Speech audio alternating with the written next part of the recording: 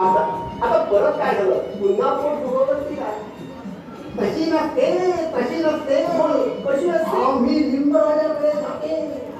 त्याला फार चिडवते पण त्याला मुळीचं राग येत नसते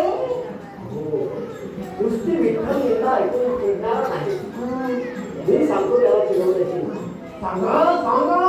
शीघ्र सांगून टाका नाही तर आमचा जीव पोचून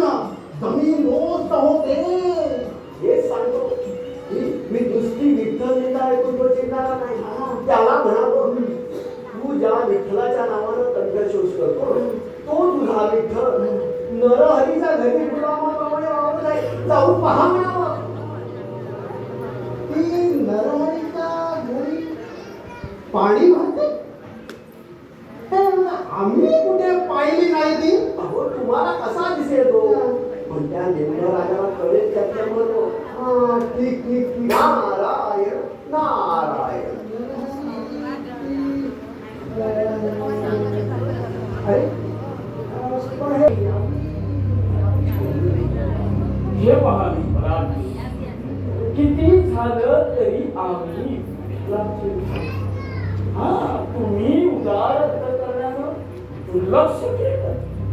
पण आमचा जीव कसा राहील